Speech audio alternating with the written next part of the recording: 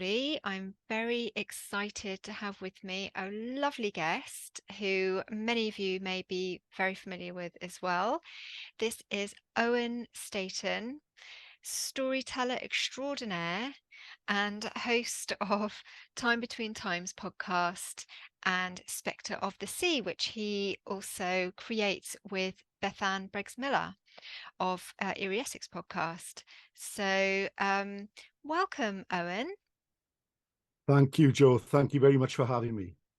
I'm really pleased we managed to get together and have a chat because I was just saying to you, well, I've been a fan for, for ages and listening to your work. I find it fantastic. I really, really love listening. I'm always pinging your podcast to people and saying, listen to this.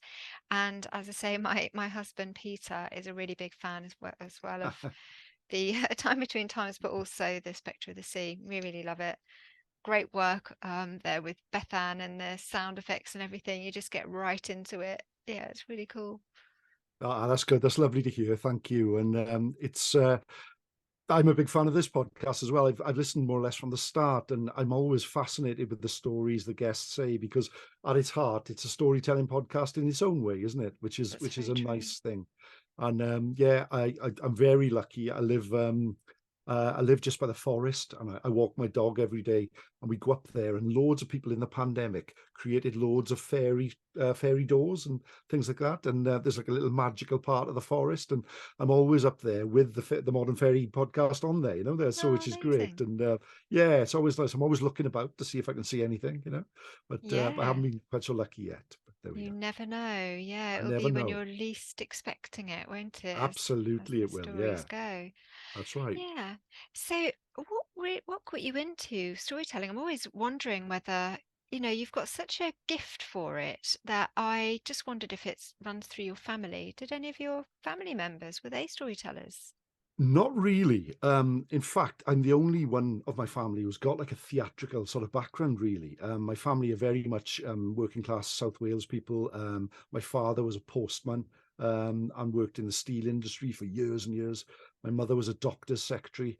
And when I was young, I always had a passion for acting, a passion for performing. I'm from Port Talbot, which is got a really good sort of acting pedigree with Richard Burton, Michael Sheen, Anthony Hopkins. Not that I'm comparing myself to these people, but there's always got that sort of magic about it. Port Mm. Talbot, it's got a bad reputation, but it's an incredibly magical place. And the people there are so passionate about the arts. So I grew up with a passion for the arts, really. But when I was younger, I did quite a little bit. I did some television stuff. I was lucky. I did some plays. I did some touring. And then I spent 20 years in the police force, and which was a strange sort of curveball of a career to take, really.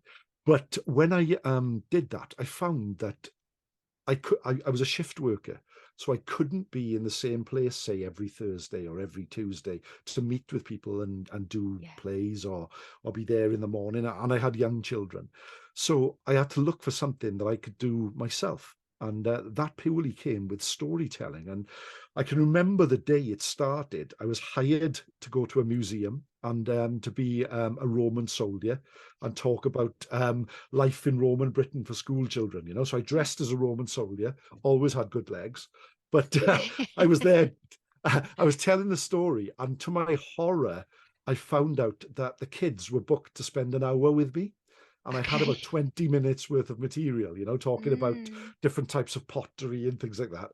So then I thought, oh God, what am I going to do? So I told a Greek myth just to fill the time, if you like. Yeah. And from then, that sort of grew, and it just became more and more of a thing. And I was really lucky. In the police, I was posted to the Swansea Valley, and the Swansea Valley is a magical place, Joe. It's we'll talk about it a little further when we go about the stories. They've got a sleeping giant in the hills. They've got so many stories about fairies, fairy sightings, so many legends, so many ghosts. And it's a small police station, and I'd often work on my own. And I'd work on my own, and I would drive up and down the Swansea Valley at the middle of the night often. And I would think about things, I would see things, I would hear things. And I started writing down little myths and legends that people had told me and people had seen things. And I started performing, just in the church halls there and things like that. And my audience grew and grew, and it became really quite successful. I brought a CD out. I started performing. I went to the Edinburgh Festival and I performed a few times. I went to America. And then when the Blimey. pandemic, when the pandemic came, I realized I was probably telling the same 5 stories, all the time. And I thought, right, I've got to stretch myself. So I sat in the chair behind me there, and I thought every week I'm going to release a new story on YouTube. Yeah. And I did that, and I would literally read the story and then perform it, and that became quite successful, and that became Time Between Times on YouTube, and still there. And then from there, I started a podcast, as you know, Time Between Times, Yeah. the storytelling podcast. But I wanted to base that around mindful listening. I really like, sort of trying to help with our mental health and relaxing and letting a story awaken your imagination Mm. and let all those bad things go out of your mind and let your story in order to sort of help with your creativity, to help you stay positive about things. And that's what I based it on, and really it's been more successful than I could ever have hoped, really, which is something. And then I met Bethan through that. I started doing stories on Twitter Spaces, and Bethan started coming to those, and she said, "Look, do you want to do something together?" So Bethan's from South Wales as well, living in Essex. So we started doing the Spectre of the Sea, which is more of a docudrama sort of version of Yeah. the stories, really. And she's so good at the technological side of it, with the sound, the music, and that sort of stuff. And I do some of the writing, and we both perform it, and here we Yeah. are, really, which is nice. That's it. I do. I love both of them for different Mm. reasons, and I think the time between times, you kind of it's like you're beckoning your listeners in, come and Yeah. take a seat, around the fire, and that really appeals immediately. You can imagine that kind of vibe, and then you're taking them very gently into the story, and they're always really entertaining, and your delivery is fantastic. Matching the kinfolk of your town, I should say, as well. No, Must be no, something in the no. water, and then Yeah. or the beer, I don't know. Yeah, the beer probably, or the The beer. whiskey, I would imagine. Yeah. Okay. Yeah, and then the Spectre of the Sea. It's really characterful, and it's great fun, and it's quite mysterious as well. Mm. Yeah, so I do enjoy listening to that. Yeah, it's a great one. Particularly, we often listen to it, going off to sleep. We listen to that one to give ourselves some spooky dreams. But do you think that the storytelling then, if it doesn't come from your family, what inspired you in the first place in terms of the way that you deliver it? Because not everyone can do that, and it feels like I wondered whether there was something maybe in childhood that you experienced yourself in terms of hearing great storytelling, or It's a strange one, isn't it? Because it's not something, as I said, that runs through my family. mm, However, my great great grandfather was a guy called Ioan Griffiths, and my son is called Ioan, but his name was Ioan Griffiths, and he was a Methodist preacher in the sort of Welsh Methodist revival that happened towards the right? end of That the was that 19th, was early massive. 20th, was huge. It was And absolutely massive, wasn't it? he was really known as a really popular lay preacher, and would speak a lot, and people would gather around that. So I know very little about him. I know that he died at a young age, but he was very well known for his preaching. So that's the only thing I can imagine, where this probably came from, this sort of Yeah, storytelling. I yeah. think it's interesting. I've always been a little bit attuned with sort of magical things, and I've always been attracted to ghosts and legends and fairies and stories and that sort of thing, even as a small child. And I've got a little sort of what I think is a fairy experience, which I could share with you. And that comes from when I was so small. I must have been about probably under 2 years old, and my parents lived in a bungalow in the Avon Valley, and it's quite Port Talbot's quite an industrial place, but you go up the Avon Valley and it's a beautiful sort of forested area. It's where Richard Burton was born, Ivor Emmanuel, who people might remember from Zulu. It's got quite a reputation for choirs and song and that type of thing. And one night I can remember being in bed, and it can't have been that late. I was just sort of going to sleep. I must have been under 3 or 4. I must have been under 4 because my sister was born when I was 4 and I moved bedrooms. But I remember this bedroom. And the door was partially open and my bed was looking at the door and I was laying there. And all of a sudden, a light came into the room. And it was like the sun, but about the size of a football. And it just floated across the room in front of the bed. And I was terrified, first of all. And I went underneath and I went under the bed. And I could remember looking under the bed and I could see the bottom of the light, sort of like a sun in the room. Yeah. But then I became curious and I went and I climbed out from under the bed, and the light went behind. There must have been a gap of maybe an inch or two behind the wardrobe, the far end of my room. And it went behind there. And I can remember looking behind it and thinking, wow, what's this? What could it be? And as it went there, the light dimmed and slowly went away. You could feel the shadow. Yeah. So I went and I told my mother, and my mother was like, "Don't be silly, go back to sleep. It's nothing. You're just dreaming. You're imagining things." And that might have been the case. But I can remember then it was probably a year later, and I had this, it was Rupert the Bear wallpaper. I can remember Rupert the Bear wallpaper. And it was behind where the cupboard was, some of the wallpaper. And I was getting older, and my sister had been born, and we were moving into the new bedroom. And my mother moved the wardrobe, and the wallpaper behind where the sun had gone had all discoloured and come away from the wall. Oh my goodness. So yeah, it was really odd, and I sort of forgot about it for years. And I'm someone, I've counted, I think in my life I've seen 5 ghosts. But if you ask me if I believe in ghosts, I'll tell you I don't know.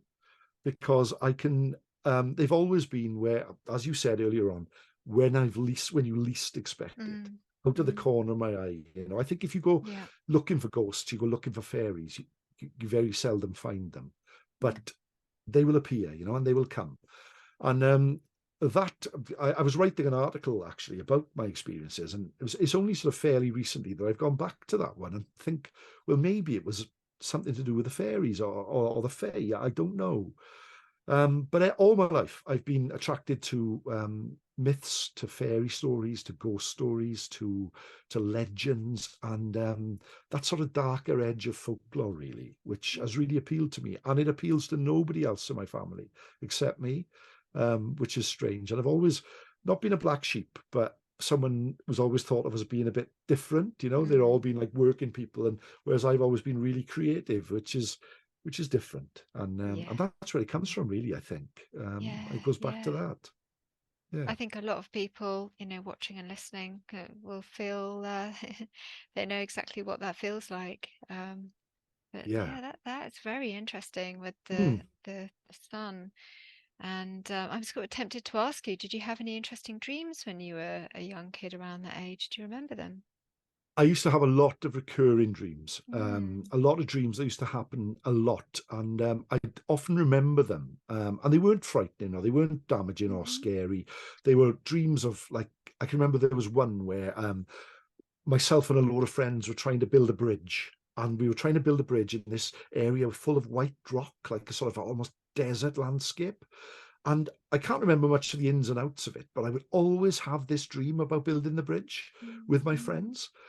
And it's strange. And then I think, like a lot of people, things stopped, and things sort of, when you become a teenager and at the early adulthood, it all sort of went away. And I become, but I'm always the sort of person, I never seem to stay in the same, I've got itchy feet. I'm always moving on. I always want to go to the next thing. I'm never happy where I am right now, and I think that is an urge to create that I have, which I've always had. But and it's strange. I think a lot of folklore, I don't know how this will come across really, but in my younger age as well, I used to play a lot of Dungeons and Dragons and role-playing games and things like that. And I would always be the one who'd be the dungeon master, who'd always Right. have to create the story, create the game.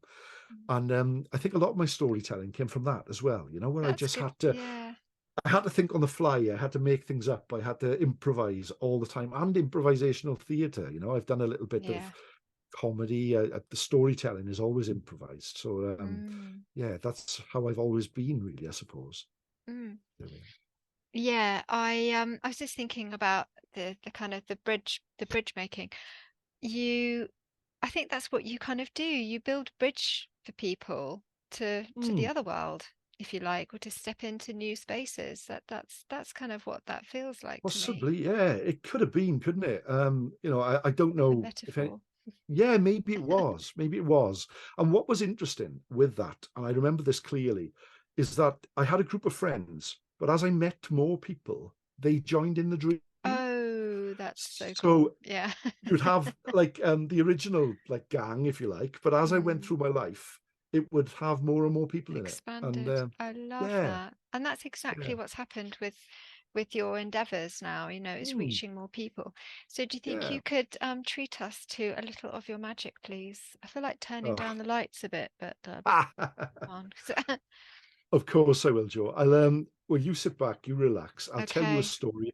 I know you've heard this one before. It's one of my favorites, but it Oh my God. involves the Tylwyth Teg, and it involves it involves the Swansea Valley, which is two of my favorite things, really. So I'll do the what I do when I always tell the stories. And if anyone, listens to the podcast, they'll come across this, and that is joining me at the time between times. Now, for those of you who don't know, the time between times is the time when it's neither night nor day, but the sun is gone and the sky is grey. The time when the veil between our world and the fairy world grows wafer, wafer thin. So thin that for a few moments, and just a few moments, you can reach into their realm. And for a few moments, they can reach into ours. Now is the time that people see lights in the sky. Now is the time that people see the Tylwyth Teg. Now is the time that people see ghosts. So let me take you long ago and far away on a tide of tales as we sit at the fire pit at the heart of the forest at the time between times, where I will tell you a tale of something that happened 200 years ago this very night. Not far from here, there is a small town called Gunlice. It's hard to say, but it's a beautiful, dark, ugly place. It's in the middle of the Swansea Valley, a place so dark they say that the sun only shines there for an hour a day, and then at the height of midsummer. The rocks on either side reach up, and the trees on the roads hang over like hooked claws. And 200 years ago, this very night, in a place called the New Inn. Now, the New Inn was never new. Even when it was built, it was old. The roof was leaky. The fire barely rose above a spark. And yet 200 years ago, this very night, two men sat next to it with murder on their minds. Their names were Iago and Gronwy, and they were wreckers. Now, for those of you who don't know, wreckers would stand on the Gower coast with their lanterns, causing ships to wreck upon the rocks.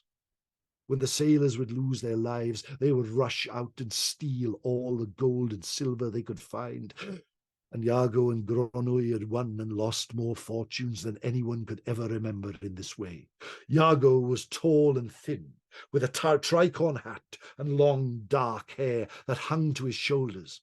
And he talked in a voice like this. His brother Gronwy was big and fat, with a great big black beard, always carried a blunderbuss gun. And he talked in a voice like this. And this night, 200 years ago, this very night, they sat in the New Inn and had this conversation. Well, my brother, let me tell you something, right? They say there's a coach that makes its way up the valley, round and round, up and down it goes, past the villages of Llyswen, Abercrave, until it comes to Penwyllt. It's on its way to Brecon. It's on its way to Brecon, and it's full of gold to pay the soldiers who live there. They say if you open the doors, the gold would run out like a river. and it passes tonight at midnight." "Well, how do you know this? I mean, we could stand there for days on end and you wouldn't see." "I know it because a shepherd told me. So what we do, we leave here now. We make our way up the valley as the moon is high. There's an old oak tree hanging over the road there. I climb up the oak. You stand next to it with your gun. When I see the lights of the coach, I'll call like an owl, like this. Oh, oh, oh. Is that an owl? Yes." And then, as soon as you hear the call of the owl, you jump in front of the coach, give it the old stand and deliver, and before you know it, we're the richest men Wales have ever known. "All right, we'll give it a go. But know this, that if this doesn't work out, it's the end for you and me, you know." Iago and Gronwy finished their drinks. They walked outside, and there was their old rickety cart, pulled by a black mare called Shadow. She was so thin you could see her ribs. They climbed on the cart and made their winding way up the valley, until at last they came to Penwyllt. There Iago scampered up the tree like a squirrel, whereas Gronwy looked at him once, found a small cave, and went and lay down, and was soon snoring like a pig. Iago waited and waited. Far away he could hear the church bells ring. The time between times came, the time when it was neither night nor day, but the sun had gone, and the sky was grey. Iago started to nod. He picked under his fingertips with his knife. He looked up and down the valley. And then at midnight, he saw something he did not expect. He saw a single light started to make its winding way. He turned to his brother. "Ah!" But then he looked again and saw that it was not one light, but 2 lights, 5 lights, 10 lights, 50 lights. And these lights were not high like the lights of a coach. Oh no, these lights were low to the ground. And then Iago looked again, and his black heart started to beat so fast he felt it would burst from his chest, because each of these lights was carried by one of the Tylwyth Teg. Now, for those of you who don't know, these are not the fairies that we see in films and books these days. The Tylwyth Teg. They could make you go to sleep like that and not wake for 100 years. They would take a baby and replace it with a changeling. And Iago knew that he was doomed. He looked upon them. Some of them were shuffling, ugly, goblin-like creatures that shuffled their way up the valley, while others would dance under the moonlight, the most beautiful things he had ever seen. And each of them carried in one hand a lantern, and in the other hand a single gold coin. Iago hid his face into the tree, trying to hide his sight, but his greed caused him to look and drawn to the Tylwyth Teg as they danced under the tree. They made their way to a small opening in the hillside. It looked like an old broken wall, something the men of Rome had built all those years ago when they marched up these valleys. And they stopped, looked inside, cupped their hands around their mouths, and called out, "Gallwch! Gallwch!" Each of the Tylwyth Teg vanished into the cave, down and out, arriving moments later without the gold coin and making their way off into the forest. Iago watched them come and go. "Look, the Tylwyth Teg, the Bendith and Mamai, the fairies, they're making their way in there. They're putting their gold in that cave, and they're going. And I know the password. The password is Gallwch, Gallwch. Oh, ho, ho, ho." Iago watched as the fairies vanished into the forest, and then summoning all his courage, he climbed down from the tree and walked over to Gronwy. I don't have to wake him up, do I? Look, he's just snoring. I'll go to the cave. I'll say the magic word, in I go. I get the gold, I fill my pockets, and I leave here before anyone has ever seen me. He made his way to the mouth of the cave and peered inside. He could barely see his hand in front of his face. "Gallwch," Gallwch, he called. He ducked inside, made his way down and to the left, back and to the right, under stalagmite, over stalactite, or is it the other way round? I can never remember. Back and round, down and up he came, until he felt like he would come out into the centre of the earth. But there he found it, deep under the ground. A room very much like the room that you're in right now, except all around its walls were great iron hooks, and from those hooks hung great sacks, and from those sacks ran rivers of gold. Iago jumped into the gold up to his knees and started to fill his pocket, fill his coat, fill it under his hat. Oh, look at this! I'm the richest man anyone's ever seen! Ha ha! And nobody knows where.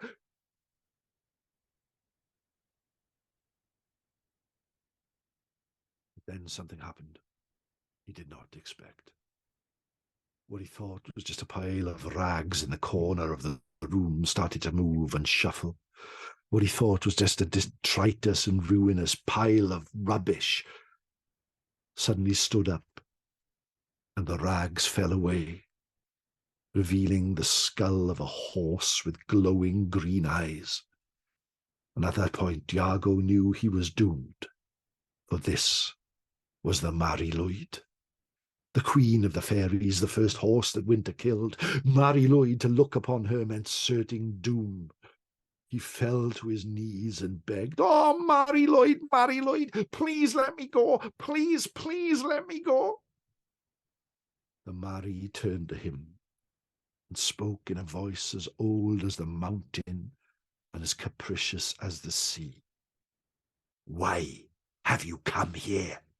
Thief." "Oh, I'm not a thief. I'm not a thief. You got to let me go, Mari. Look, I can give you all the gold back." Iago started to unload the gold onto the floor. Phil, moving everything out of his pockets, it dropped with clangs and glinted in the light.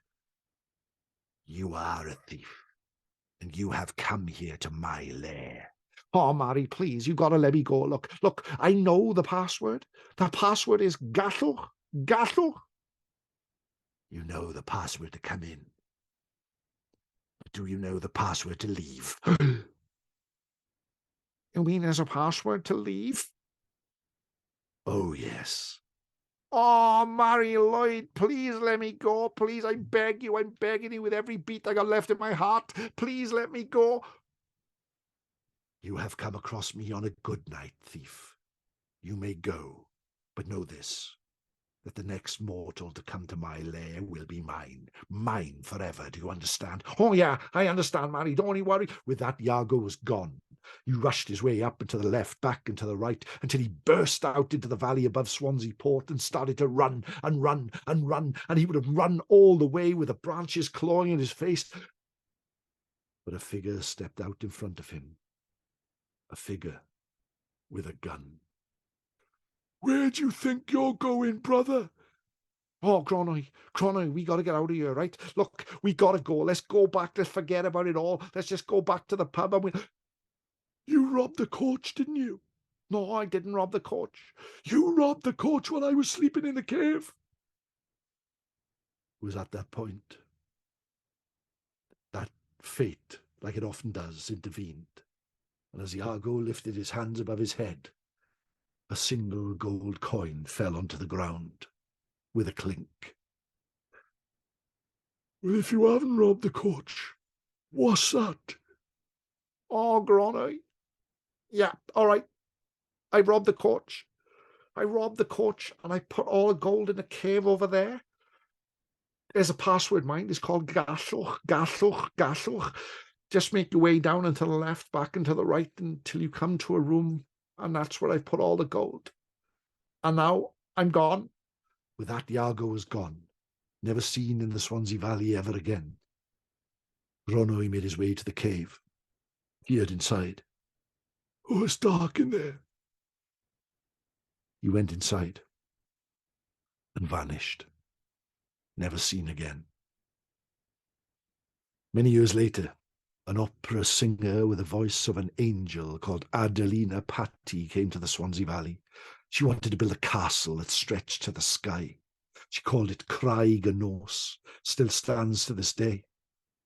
But as they were building it, The workmen dug deep underneath and they found the room with the hooks. But there was no gold. There was no Mari Lwyd. Just a single human skull hanging on a hook. One of the builders took the skull and placed it in a bag under his bed. But every night, the darkness at the time between times, the skull would scream, Garlw! Garlw! He took the skull and placed it on his horse and rode all the way to Swansea, coming to the museum with its great Greek facade, hammered on the door. They took the skull to the deepest room in the darkest chamber and had put it in a great safe. But every night it would call out, Garlw! Garlw! Until eventually they rowed it far out to sea and dropped it in the ocean, and only then was it quiet. But even now, on nights like tonight, at the time between times, if you go to the Swansea Valley to Craigenors to Penwyllt, and you listen on the ground, you can hear the cries of a man deep underground. Garlw, Garlw. A man who tried to rob the Fae, rob the Tylwyth Teg, and rob the Mari Lwyd. And that, my friends, is the story of the robbers of Penwyllt. Diolch yn fawr. Thank you very much. There we are. Fantastic, Owen. Absolutely brilliant. I really love that story. Oh my goodness. And the accent, they just get me every time. But I think with that story, Joe, it brings a lot of. I know I've talked about that area, but there is such a dark fairy lore there and stories of the Bendith and Mamai, the Tylwyth Teg, that people really believe. And amongst the older people as well, there's such a strong fairy belief. And there is a cave, and there was a skeleton found, and the Mari Lwyd, which is the horse's skull, which is often paraded in the town at Christmas, all come together to link that story. And there must be an element of truth in there somewhere, I think, you know. yeah, it's fantastic. And you Yeah. mentioned about the kind of faith of the people around there. Did you experience that as a kid? You know, various traditions and folklore and folk sort of faiths in the area? I found it was a really interesting one. It wasn't when I was a kid. I didn't go there till I was actually working in the police. And I can remember I used to, there was a community hall in a village called Colbrun, which is right out in the sticks. And a lot of older people lived there. And they were a fantastic group of people full of folklore, of legends, loved their stories. And I can remember one day we were looking out the window of the community hall, and the field behind was filled with these grass tufts. And there were literally hundreds of these grass tufts. And a bike had been stolen. And apparently the bike had been dumped on the other side of the field. And this woman knew exactly where it was. And I said, come on, let's walk across the field and we'll go and find the bike. And she said, no, will you take me around the field in the car? And I said, yeah. And I thought, oh, it must be muddy, or she's afraid of walking on the grass. And I said, is everything okay? And she said, look at the tufts, look at the grass tufts. They are the Bendith y Mamau, the mother's blessing. They live just under the earth until the time between times, when they will emerge from the earth and go about their business. Like those, I always thought of them as those troll figures you see with the hair, that Yeah. spiky hair. But she honestly believed and had when she was younger, she said that she saw them rising from the ground, and she wouldn't walk over the field because of that. And she didn't want to disturb them in the day because she didn't want them to get in their bad books, essentially. So, yeah, I thought that was really interesting. That is very interesting. Mm. I can picture exactly the tufts you mean. And we visited an Iron Age hill fort recently, and I can't remember the name of it. I'm useless at remembering things, but I'll put it up here anyway. But they had that when once you climbed up there, they had these tufts everywhere, Mm. and they did feel quite eerie actually. And Yeah, it was yeah. I think that was an old, oh, it's Dolbury Warren we went to, because it was later named Dolbury Warren rather than Dolbury Hill Fort, because Yeah. they had in later centuries they had actually used it as a rabbit warren for going Mm. hunting rabbits up there. go up there and hunt rabbits. But yeah, they are. It's a very interesting aspect to the landscape when you see those little tufts. There's something It about would. that. I found with Colburn as well, it's a village that's basically on the top of a hill. And at night, the moon would shine on it like nowhere else. It would bring this sort of shadowy thing. And the tufts and the grass were really prominent at that time. Because I'd often be up there late at night. And after that lady had told me that, I always had that in the back of my mind that maybe there was something to it. And yeah, it was interesting, really interesting. But she genuinely had that belief and that faith that they were there and at night they moved. So, Yeah. Gosh, and that she'd seen them. I wonder if anyone else had experienced that as well. I mean, there might be. could well have, could well I've have. never come, read it in any Mm. folklore, but I'm going to be keeping my eye out now for that. Yeah. Yeah. And didn't you have one night a bit of a potential ghost experience driving along? I did. I did. Yeah, many years ago. I was literally driving up the valley there late at night, and I came over the top of a hill, and there was a bus stop on the right hand side, and Yeah. in that bus stop there was I can see her now as clear as day, an old lady just standing in the bus stop, waving a hand up and down, as if she was trying to flag the car down. Yeah. And being the brave sort of guy that I was, I just drove straight past. And Okay. then, and then, and I thought, hang on a second, it's like 3 a.m. And I turned the car around and I went back and there was nobody there. And there was nowhere she could have gone. And it was just, yeah. I think I've said to you before, I probably had a number of ghostly encounters in my life. I don't know if I believe in ghosts. I don't know. I can usually, with that one, I often think, was I just that tired that I was almost nodding and it was something that woke me up? Was it a trick of the light? All these things. But at the end of the day, I definitely saw that. I definitely saw it. Yeah. Just like I definitely saw the sun in the room. And other times as well, sort of ghostly encounters really. And yes, I've got a vivid imagination. I tell stories, but I do trust my eyes as well. And Yeah. I think I'm quite grounded for the most part. And yeah, I definitely saw something. And but there, yeah. But I'm fascinated by fairy encounters. I think there's so much to them, and in Welsh folklore in particular, so much revolves around coming across, fairy dances, fairies coming into the house late at night. So much people still leave gifts out for the fairies, the Tylwyth Teg. There is a lot to it, and it's something that yeah, it's still quite strong, I think, especially among older people. Yeah, and I mean, like Ireland, they're very much to be feared. Mm, mm, The relationship with the Fae is definitely one that is maintained as a respectful relationship. Did you have any yeah. stories when you were younger? Any kind of traditional folk tales that you particularly enjoyed when you were younger that you may have heard? Yeah, there's a load of stories that I think the one I think I'll tell you if you're ready for another story. I'll tell you the Yeah, one that sure.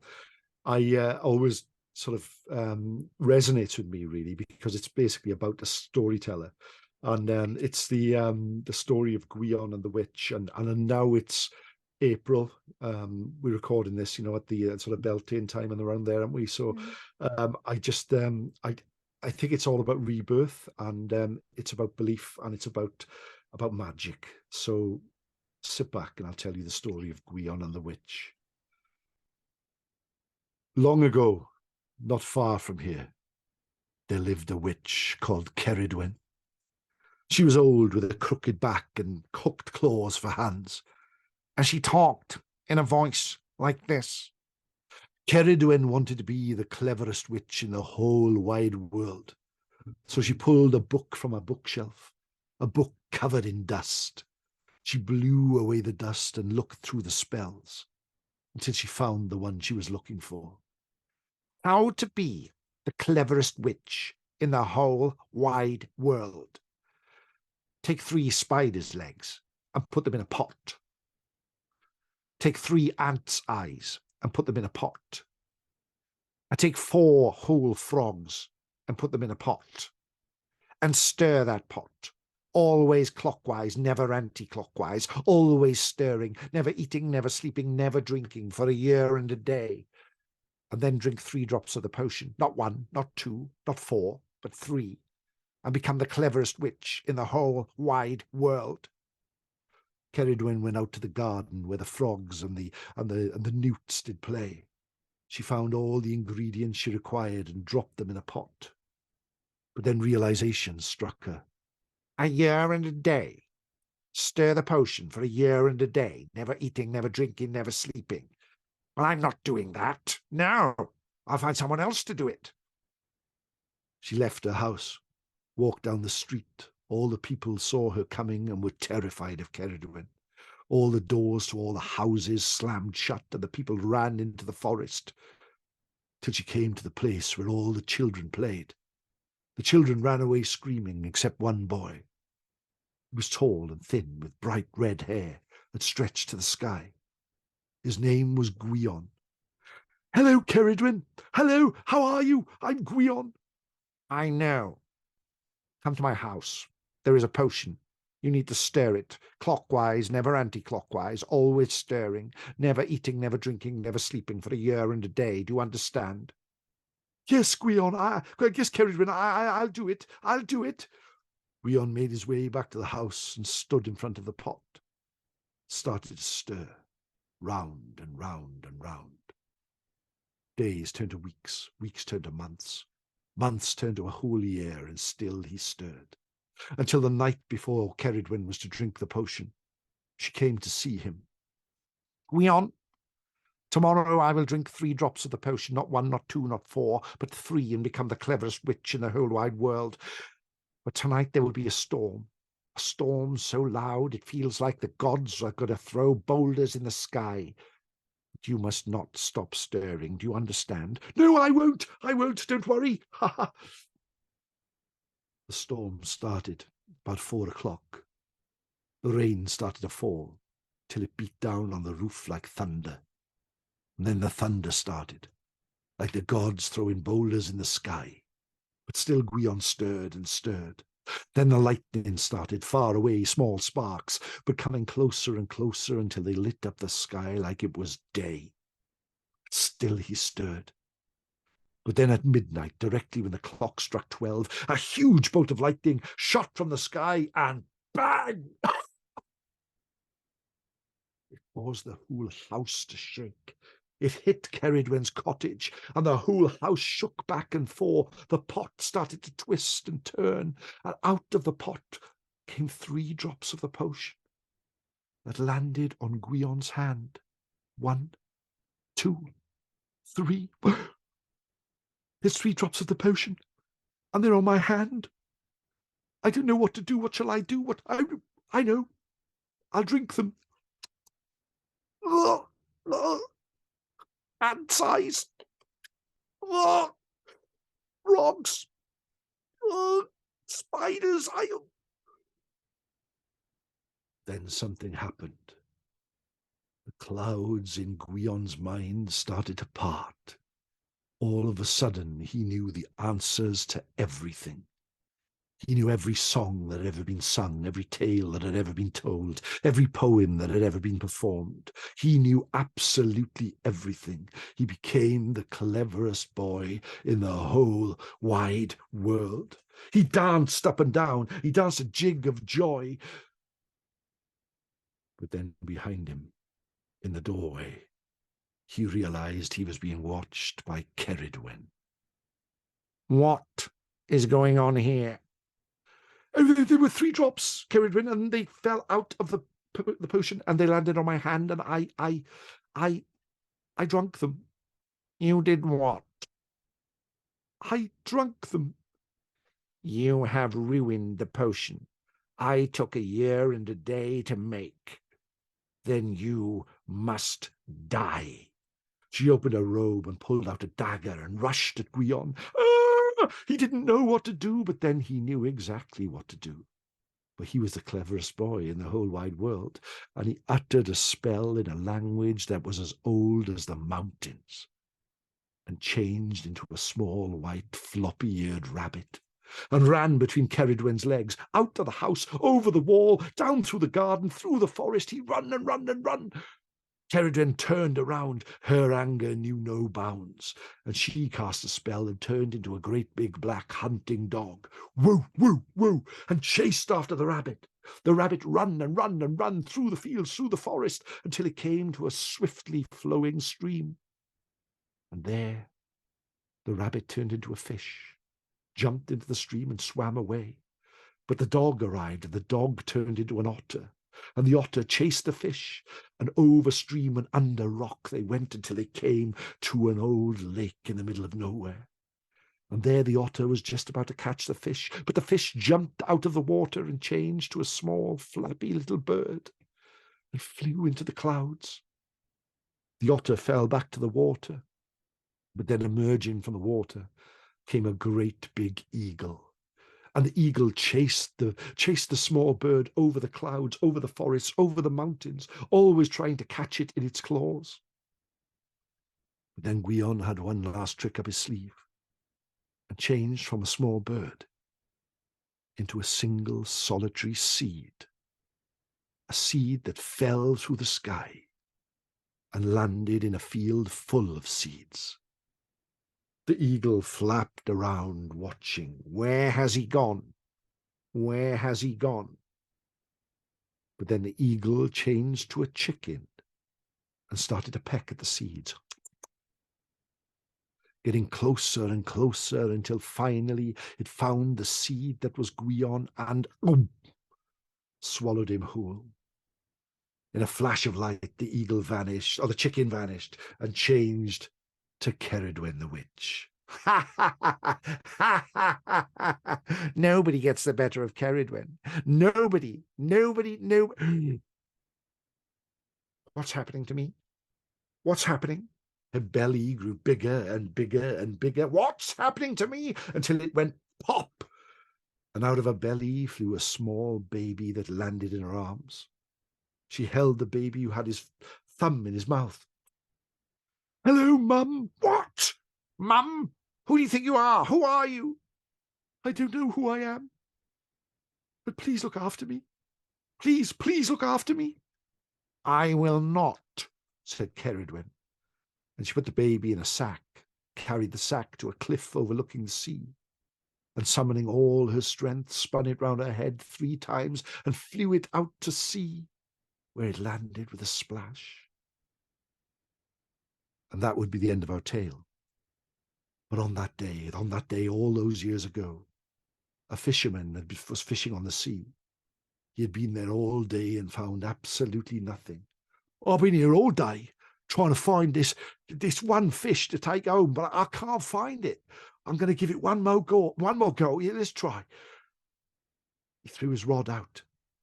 I've caught something. I've caught a sack. He gave the sack a little kick. I've caught a moving sack. He opened the sack with his knife, and there was the baby. Hello, Dad. Who are you? I don't know who I am, but all I know is that Ceridwen the witch is trying to kill me. Please look after me. Please look after me. Of course I'll look after you. You're a gift from the sea. The fisherman took the baby home, hid him under his coat, and took him into his house. And the baby grew to be a boy. The boy grew to be a man. And the fisherman named him Taliesin, for he knew every story that had ever been told, every song that had ever been sung, every poem that had ever been performed. And Taliesin became the greatest storyteller the world had ever known. He told the tales of the land of Wales to everyone who had come. He told them at Arthur's round table.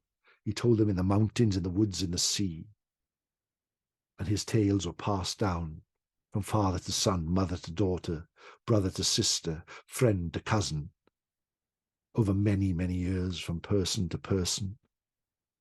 But years ago, on a night like this, at the time between times, the time when it's neither night nor day, but the sun has gone and the sky is grey, Someone told it to me, and now tonight I tell it to you, wherever you are. And that, my friends, is the story of Gwion and the Witch. I hope you enjoyed. Fabulous. It's a great story. Has so many Yeah, motifs that we see in lots of other tales. And yeah, it's absolutely fantastic, isn't it? I love that story. It's one of my favorites. It's long. Kids love it when you tell it to them, and it's one of the oldest stories, in Wales, really. And it's a sort of an origin tale for storytelling, if you like, I think. So, Absolutely. yeah, it's something, and it's got magic in it. It's got like the different animals, as you said, and Yeah, a great legend. it's great. The wrong person getting the magic, or did they? And Yeah, then the chase yeah. and the the kind of the tale of the baby arriving, of course, reflecting well, Moses' story probably came later, to be honest, after that. Yeah, it could well So have been. And yeah, I always think of it that this time of year, it's a rebirth story, and that's something that I yeah, find really heartening. Really, yeah, it's nice. There we go. fabulous. Yeah. Oh, thank you very much, Owen. That's really No problem. great. Yeah. And so where can people hear you, go and see you? Do you do any live shows anywhere anymore? I do. The last couple of years have been pretty barren, because Yeah, of like all of us really. But yeah. I always like live shows. I am currently, funny enough, I am writing a show ready for the winter. So I know it's a way off, but I'm going to write a show about theatre ghosts Oh, at the moment. So I'm in the middle of doing that. exciting. I perform quite a lot in local areas. Where people will mostly find me is the Time Between Times podcast, Yes. the Time Between Times YouTube channel, and Spectre of the Sea, which is a podcast as well. And if they were to join me there, I would be very, very grateful, and that would be fantastic. And every week I release a new story. They are ghost stories, they are legends, they are folkloric tales from all over the world. And I always tell anyone every week on the podcast, but it's done in the mindful way to allow you to get into the story and just Yeah. let your cares and your worries disappear for a while I tell you an old story. And This is that's it. what it's all about. Yeah, I love it. And I just love to, when we're listening, we sit there, we get comfortable, we get a nice cup of tea or whatever, and I just close my eyes and I can see it. I can see every moment of it. They're such vivid tales and the way that you deliver them. And I really love that. It really does take you away. And there's something, I mean, I feel kind of rested, but also you've met with, you've kind of stepped over into another world, or you've gone back in history, or you've gone to a land somewhere, either a mysterious land, or you've gone into that cave of the Tylwyth Teg and been slightly terrified. And you come back with something as well, don't you? There's always different aspects to the stories that you tune into. I find for me, it's different every time. And It is, and a lot of them are quite frightening, or they're quite dark stories, but yeah, I find them very interesting and sort of soothing in a way as yeah, well. yeah, It's strange, and they're the sort of things that I used to love growing up, and the sort of things you come across in old ghost story books and things like that. And I just think there's something about them being told in a as live sort of way. Really, I yeah. try not to edit the stories very much. I try not to edit the podcast. I try to do it as a live performance. So Mm. sometimes I make mistakes, whatever, but it's just the way it is. And I just think that as humans, we are conditioned to listen to stories, and we get a lot from listening to stories, and We need it, which don't is we? we do definitely, Yeah, we're kind of receiving it on many different levels, I feel. And definitely, so that's, at the time you're enjoying it and it's entertainment and like I say, it's soothing. And then afterwards, maybe you take it into your dreams with you, or maybe it yeah, reminds you of something and you go off on a trail with that, but you do get a lot from it. So thank we you do. for everything that you're doing. And don't you No, do live on Twitter? You do I Twitter do, Space as well. Can you tell us I what do, time? yeah. I tend to. not done it the last couple of weeks just because I've purely been busy doing something. But as of it will be Sunday, the 30th of April at 9 o'clock. Yeah. Every Sunday. I don't know when this is going out, but every Sunday at 9 o'clock, I usually tell a tale on Twitter Spaces. If you follow me on Twitter, it's at Owen S. Griffiths on Twitter, or look for Owen Staton. I will.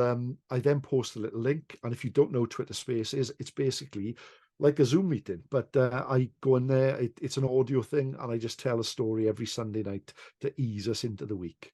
And a lot of people seem to like that, and it's nice, And I enjoy it. And we'll often share a drink around the fire pit at the heart of the forest, and we'll sit and tell a story just to ease us into the week that comes, which is nice. Yeah, splendid. Perfectly Mm. suited. Yeah, thank you so much. Yeah.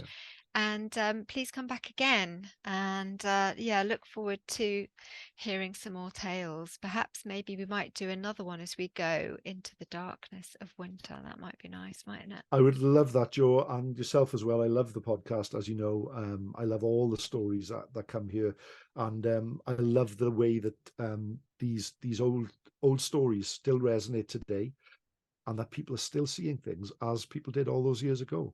That's it. So there are things there, and there are messages being given, I believe, and I listen with interest to every single one that you put on here, and it's always great. Thank you. Thank you. And if anybody has had knows anything about can you repeat the name that you gave for the tufty beings? The Bendith y Mamau. It's an The old Bendith Welsh name. Mamai. It means the mother's blessing. What you find is in Wales, the fairies are often referred to as different things depending on where you are. For the most part, it's the Tylwyth Teg, but in the Gower, for example, they're called the Very Folk. Okay. So all the Gower people tend to call them, do you know, Tales of the Very Folk? And then in the Right. Swansea Yeah. Valley, you find the Bendith y Mamau. And whether they're all describing the same thing or different things, I'm not sure. Yeah. Interesting. I'll have to ask my friend that lives in the Gower. Has she There seen we are. any The Very Folk. Yeah. very folk? The Yeah. very folk. Yeah. Mm. Lovely. Yeah. Yeah. Thanks very much, Owen, and speak to you No, thank you for soon. having me.